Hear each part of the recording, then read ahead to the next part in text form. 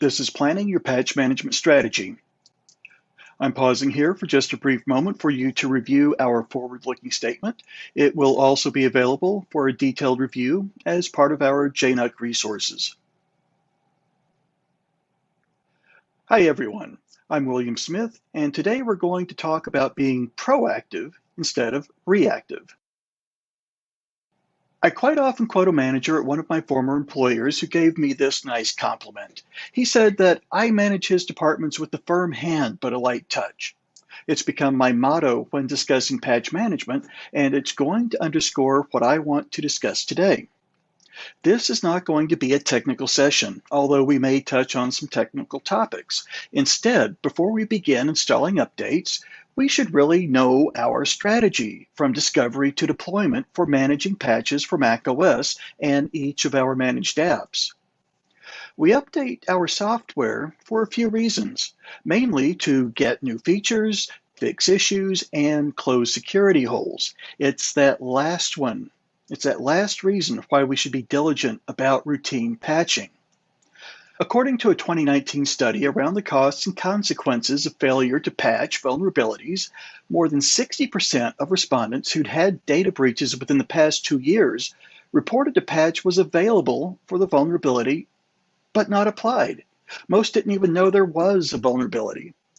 Ask yourself this question: should I wait till I know we're vulnerable before I patch, or should I patch before I know we're vulnerable? If you choose that first option, ask yourself another question.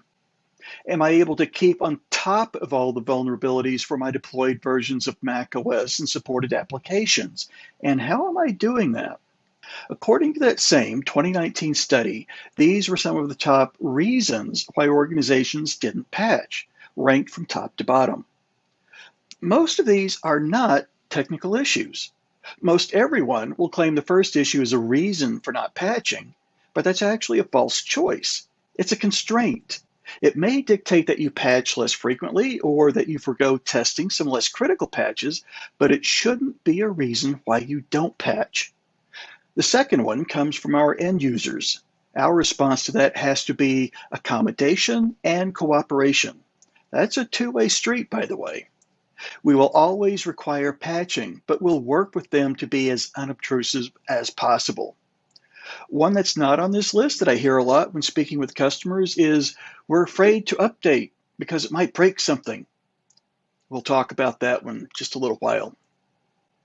The very first thing to define in your patch management strategy is your goal. Do this before anything else because it will be your roadmap. I find this easy to formulate using something from my background as a journalism major. The first paragraph of a news story should give you the basic information about the rest of the story. This is generally referred to as the who, what, where, when, why, and how. Who is responsible for patching? I'll answer that one for you. It's you, IT, not your end user. If you automatically deploy an app or allow an end user to download an app through self-service, that's an app you're responsible for, not your end users. Own that responsibility. What are you patching? Very simply, all managed apps, those you deploy automatically or through self-service, and the macOS itself. If an end user downloads and installs something you don't support, it's not managed and it shouldn't be part of your patching strategy. If you need to consult with that end user about whether or not to make that app managed, that's a different conversation. Where are the machines we're patching? Today, it's anywhere in the world, whether on premises, in a lab, or at home. That means you need to provide a distribution point to download packages not only on your internal network, but in your DMZ or maybe even the cloud. I strongly discourage you trying to do this over a VPN connection because that is already a constrained resource, and downloading installers can quite often choke that connection and make it unreliable. Jamf Cloud customers automatically get a cloud distribution point. When should you apply patches? This is a balance that you're going to have to take between your need for security and the end user's need for usability. Your security is less effective the longer you take to patch vulnerabilities. The more time a malicious hacker has to exploit your devices, the greater the risk you're assuming. However, if you're applying software updates more than once a day and interrupting the end users by restarting their apps on their Macs, you're affecting their work. I suggest planning for either a monthly or at minimum quarterly patch cycle for all of your apps and the Mac OS. If you can take care of all of your patching at the same time every month, your end users can plan on a routine. I suggest a minimum of quarterly because that's Apple's minimum to allow you to defer updates. That's 3 months to test and prepare your deployments. Why do we even bother to update software? We've already covered the primary reason. Computers aren't appliances like a toaster that work exactly the same way over 10 years. A Mac's capabilities are made up of hundreds of intermingled pieces of software that can change frequently. Some software changes introduce vulnerabilities, making them less secure. Some changes break features that we rely on, and patches fix those features. And some changes are designed to maintain compatibility with all that other software that's changing, just to keep up with the Joneses. We understand this, but our end users may not. Be ready to explain to them why you're patching. Finally, how are you going to patch your software? You're going to answer this for each piece of software you manage, and you might choose different workflows for each. Do you send out a package from Jamf or download and install updates from the internet? Are updates silent, or do you need to interact with your end users? This is where you're going to spend most of your time planning your patch management strategy. For the rest of the time, let's focus on the what, when, followed by the how. The other three questions are answered already.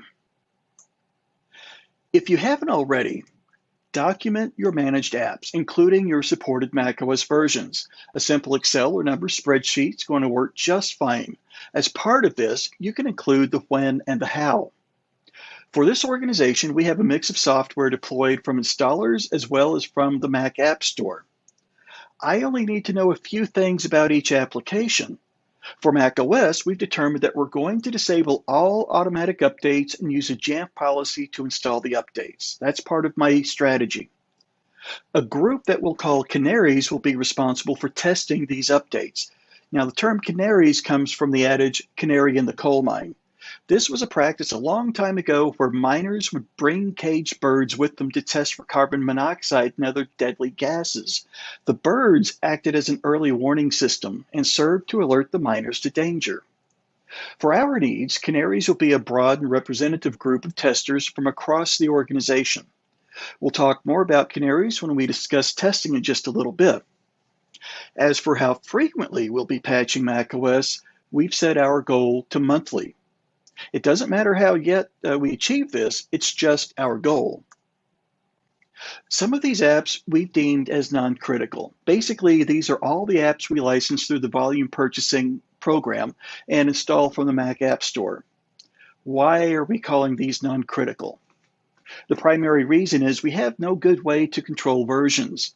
Apple's App Store always installs the latest version of software. If we have to rebuild a Mac, we can't easily restore an older version.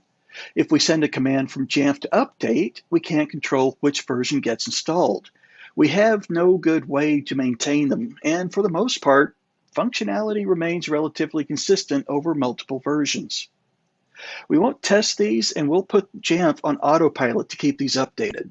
If I need better management of these apps, I'll reach out to the developer directly and I'll get installers instead. Administrators for some apps, like backup and antivirus software, can control updates through a central console outside of Jamf. For these, it's simple enough to deploy them and let the management console handle those updates. Keep in mind, though, that your macOS updates must correlate to your console updates. If your central antivirus console, for example, isn't being maintained on a routine timeline, you'll need to verify your newer macOS versions remain compatible with the older console software. Another reason why monthly is a good cadence for updates is because common applications like Microsoft Office are updated on a regularly scheduled monthly cycle themselves. If you've ever paid attention to the release notes for Office, you'll see there really aren't a lot of new features released each month. In fact, some months provide no features.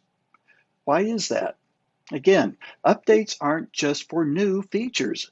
They also fix problems introduced in earlier updates, and practically every update includes security fixes.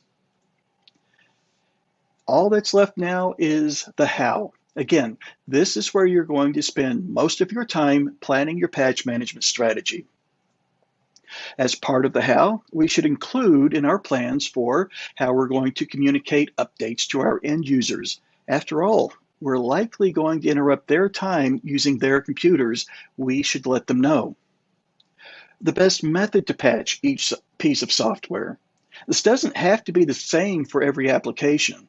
Some have built-in tools we can configure, while others require more work from us. What our plan is for testing software patches critical to workflows in our organization. For example, how critical is a web browser if it's only used for accessing internet resources compared to an internal production pipeline? When we're going to push updates. Does it make sense to save them and install once per month, or do you have few enough apps that updates can be rolled out as soon as testing is complete? And we should be able to track progress as we go. That means having a timeline for completion. It does little good to push updates but not verify they're getting installed. And what are we going to do about those machines where updates aren't getting installed? Let's get started. Just like not everyone appreciates a surprise party, not everyone likes to be surprised by updates. Your end users should see software updates coming a mile away, and you need to give them plenty of time to react and plan for the interruption. You want to alert them to updates in a non-urgent communication. That means displaying dialogues in the middle of their computer screen should be a last resort, not the first. There's no type of communication that everyone responds to the same way, so your communication strategy is going to have to be multifaceted. Try email first. Some things you can do with email are keep it short to get your point across quickly, grab their attention with a catchy graphic and headline, set the expectations. They're likely to install the update sooner if they know the interruption will be short and won't make them lose their place. Create a self-service policy to install all the updates at once and then link it to the email. Give them a call to action to click the link, but also give them a deadline. Give them an opportunity to ask questions. And finally, consider sending the announcement as a calendar invite with a reminder that they can simply accept for later. As a professional services engineer, I've helped automate messages like these to send to groups based on group membership so that only those who need to receive these emails do. That requires a little bit of extra infrastructure, but greater control requires more investment in infrastructure and scripting. You can also post awareness signs around your office, in printer areas, or even on video messaging and conference room screens to let your end users know when to expect updates and what to do. Now next, for the Mac OS in each app, we need to determine what patching method helps us meet our goals. For example, do we want to run a script that turns on all automatic software updates for Mac OS and installs them overnight? Or would we prefer a configuration profile that not only turns them on, but enforces updates? Or a profile to force updates off, allowing us to control when updates are applied using the software update command? If we want that monthly cadence or any controlled timing for installing all updates, this is what we'll have to do. There's nothing built into Mac OS that allows us to plan when updates get installed. Unless we turn updates off completely, our Macs get them as soon as Apple releases them. Something like this, then, allows us to take advantage of the restrictions payload in a macOS configuration profile and defer software updates for a month. That gives us a chance to allow our canaries the ability to download new macOS updates now for testing, but defer updates for the rest of our production Macs. 30 days later, if our canaries haven't found any showstoppers, our software update command from Jamf Pro can run on its routine schedule and allow the updates to download and install for production. Another tactic that you might take to control when updates are applied is not install packages ready to deploy, but cache them instead.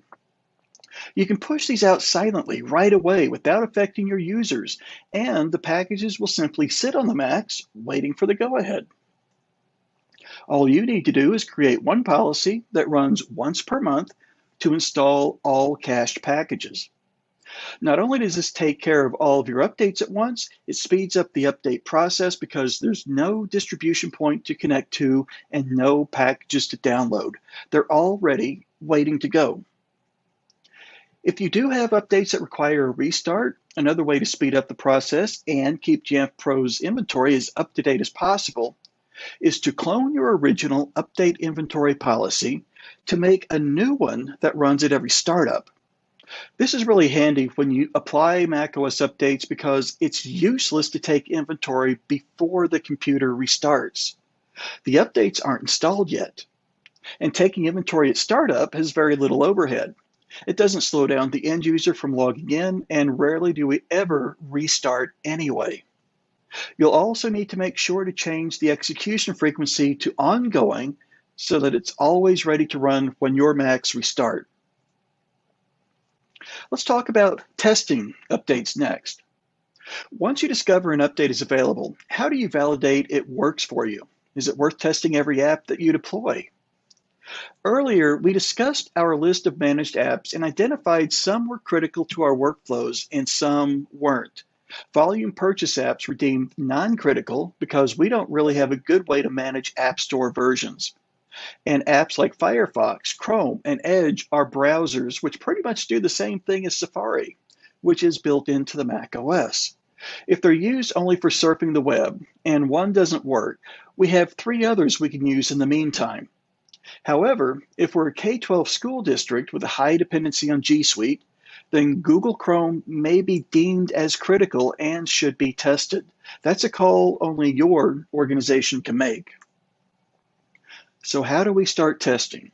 First, let's clarify we're not testing beta software. Our goal is to test newly released updates from developers who've already done the beta testing. This is production-grade software. What we're looking to test is whether this production-grade software breaks any critical workflows or has a functionality change that needs to be documented and communicated to the end users of that software and those who support it. Think of this like Jamf's early adopter program for Jamf Cloud customers. This is a program we started back in June, and it's open for any organization using Jamf Cloud that wants to update to the newest version of Jamf Pro right away, instead of waiting 1 to 2 weeks for our cloud services upgrade maintenance window. When Jamf releases a new version of Jamf Pro, it's already been through beta testing and release candidate testing in the prior weeks. It's deemed production ready. Some customers still prefer to wait a week or 2 in case a product issue slipped through the testing. Other customers want the newest features right away. Maybe they've been waiting for something specific in this new release. Those customers who want to update immediately are early adopters. As an administrator, you can apply the same concept in your environment. Your canaries, the people you rely on to report early issues with software, are your early adopters. How can we implement something like this? In other words, how can we identify our early adopters? You'll need to be responsible for publishing the early adopter program within your organization and informing your potential canaries about its purpose and the risks involved. However, to ensure your early adopters really want to be canaries, make them enroll themselves into your program using self-service. This requires creating a simple Jamf helper script that toggles a file somewhere on each Mac, indicating it's in the early adopter program or has been removed from the program. At the end of the policy, an update inventory command populates an extension attribute with the value of that file, identifying Macs enrolled in the program, and a smart group that assembles the enrolled Macs together for scoping to update policies. For whatever update policies you'll create, you'll always create at least 2. One for your canaries, where the early adopters smart group is the target of your test install policy, excluding a second smart group identifying those test machines that have already been updated to avoid them getting updated again. The second for your production Macs, targeting any devices that already have the software installed. Remember, you can only update devices where there's something to update in the first place. The scope this time excludes two groups: early adopters, because we don't want to downgrade them, and those production machines that have already been updated. Now let's talk about timing your updates, whether they're going to the canaries in your early adopter program or the rest of your production Macs. We surveyed professionals across enterprise, education, government, and nonprofit organizations and asked, when is the best time to update software? The responses we received from IT professionals was immediately. The responses we received from the end users they support were a little less pragmatic. So what do we do? This is where a firm hand but a light touch comes into play. We have to compromise with our end users. That means giving them some control, not necessarily over whether updates get installed, but when. Here's an example of timing that I helped one of my customers put together. I really like the way he planned this out. Over the course of a month, he wanted his end users to go into self-service and click a button to upgrade them from High Sierra to Mojave. But we can use the same method every month for updates. Throughout the prior month, before we start our update cycle, we'll cache all the approved updaters and other software using Jamf Pro's cache feature in a policy. This is where we copy the upgrade packages to every Mac silently while our end users are using the machines. Caching packages gets them ready to install so that we're ready to apply our updates and we can run the packages immediately without having to wait for them to download. This saves our end users time. We can do this for macOS updates too. If we've applied a configuration profile to disable automatic checking for updates, we can still use a policy to send a command to check for updates and download them only. Remember, if you've used the restrictions payload in a configuration profile to defer updates, then you should have already had a chance to test them with your canaries. You can run the software update command to download all updates at this point. Now here's our patching cycle. Our goal is to complete patching on all Macs by the end of the second week, Friday the 15th. Is 2 weeks enough time? Sure. Will that happen though? Probably not. We'll enforce the updates by Wednesday the 27th. That gives our end users nearly a full month to install updates on their own. It's hard to argue that's not a reasonable amount of time. We start on Monday of the first full week and send 1 or 2 emails throughout the week. We looked at this example earlier. Communications are branded in such a way that emails are recognizable as coming from IT. They tell the end user what's happening, what to do, and what to expect. They also include a call to action with a deadline and a link to click to open self-service and run the policy. As the next week rolls around, we assess our devices and we begin sending daily emails to our end users whose Macs aren't updated. Those who followed instructions won't see them again until the next month's patching cycle. During the third week of the month, as our deadline has come and gone, now we get intrusive. Every day, we'll display a Jamf Helper dialog to nag the end user to update, and we'll give them a button to start the process. But we also provide a button to be reminded tomorrow. Finally, during our last week, we're even more intrusive.